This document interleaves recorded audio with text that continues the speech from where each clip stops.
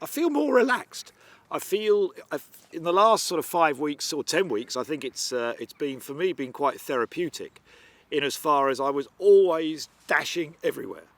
I've got more BA flight credits now than I mean, next year I'm going to be spent permanently in the air, because I just literally haven't been flying, which is what I spend a lot of my time doing. I should have gone to Milan, I should have gone to America, I should have gone to Cape Town, I should have gone. So actually not having to do that, not having to be anywhere, not having to sort of go think I've got to get home because we're going out for dinner, all that stuff that you normally just fills your life up, actually completely disappeared, which for me was like, oh, it was finally, I could sort of I just feel more at peace than I did at the start of March.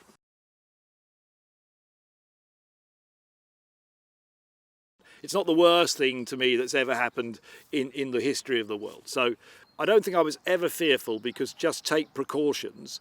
And if it did get close to home, it didn't seem to me people like me were dying from it. And it didn't seem to me the young people were dying from it. It seemed straight away we were identifying if you were 80 and you were over 80 with underlying health conditions, then you were vulnerable. So I would ring fence those people straight away. Also, if you're obese with diabetes, then you're vulnerable. So let's ring fence those people straight away, and then let's see what's left.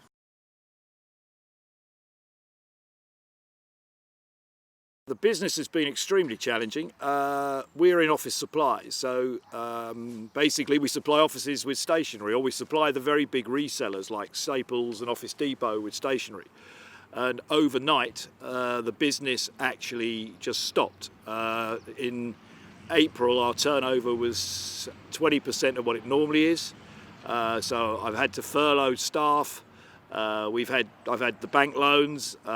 We've got business rates grants. So everything that we've been possibly able to do, we've done in an attempt to survive. I've moved my entire business, and I've been quite lucky because of our size, we can be very nimble. We are now a COVID-19 supplier. We've always been in health and safety science. So I was able to create a range of COVID health and safety signs. We're now into protective screens. We're doing masks. We're doing everything that basically is down to COVID. And we've managed through that to keep the company moving forward. And hopefully hopefully as soon as possible, when this is all over, that would have got us through that period.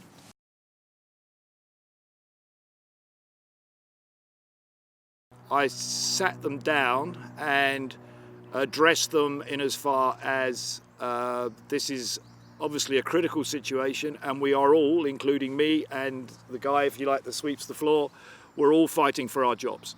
So that's the effort that I'm looking to put in. I need total commitment. What I'm going to do is I'm going to furlough you and you because we think that we can work literally at the moment when we're only doing 20% of what we're normally doing. We don't need your commitment, but I guarantee you, if we get through this together, then your jobs will be here when we get back. I've always been very sceptical about the whole the whole thing, to be honest. I don't quite follow social distancing. I don't quite follow why 2 meters is so critical, and why if I'm 1 foot away from somebody in a supermarket, why I'm going to catch it. I hope I don't get arrested, but I've just shaken Barry's hand, because this guy and I have been together all through life, and it's like that moment, yeah, I'm going to risk this to shake your hand. And whatever we're risking, So every time I do that, and I don't do that to many people, right? But when I do shake somebody's hand, and that person offers their hand to shake to me, moment, it's a big moment right now, and it's almost like, well, to hell with what I'm going to get. This is my affection for you.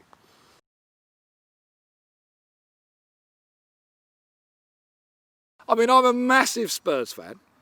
And I haven't missed that, really, to be honest. I have not missed, one of the big things actually out of this is I've not missed Premier League football, and I used to watch it, I was always, Spurs are playing, I'm always there. Whether I'm just enjoying the break that I'm getting from it that I always get in the summer, and when it starts again on June the 17th and Tottenham are playing, I will be watching Tottenham. What I have missed most now, and I'm really missing it, is cricket.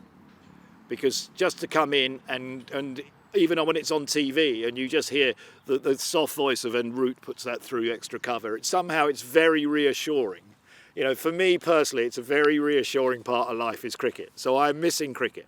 And so, you know, sitting here today and looking around here, you just wish this was full of people playing the game.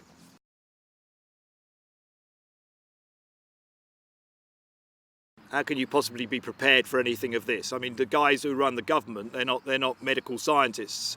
So you've literally got to listen, if you're in power, to opinion. And once you're given that opinion, then it's up to you whether you act on it. But if you don't act on it, then somebody's going to say, well, you've been given this medical opinion, why aren't you acting on it? So I have enormous sympathy. And I think overall, outside of, you know, if you want to be nitpicky, I don't understand why care homes were one of the last things to be ring fenced, but that's perhaps where I would have concentrated. But other than that, you know, and you can say, well, why don't we do this, why don't we do that? But I would hate that job. So I have complete respect for anybody that's prepared to go on television and address the nation and make the decisions that are affecting us all. And the worst is yet to come, may I say.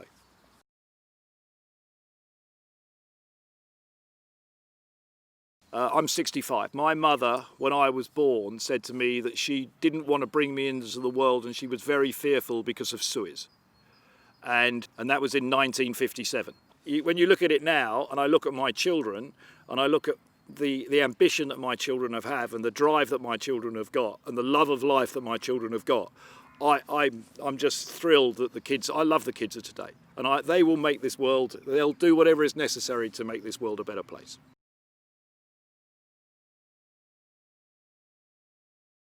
My life will carry on, right? If I get hit by COVID-19, I will get hit by it. But my life will carry on. I will take precautions. You know, if the government says stand 2 meters apart, then I generally try and will do that. And I've done that religiously through all of this. I've taken all the precautions for my company. So I've done everything necessary, but life must and will go on.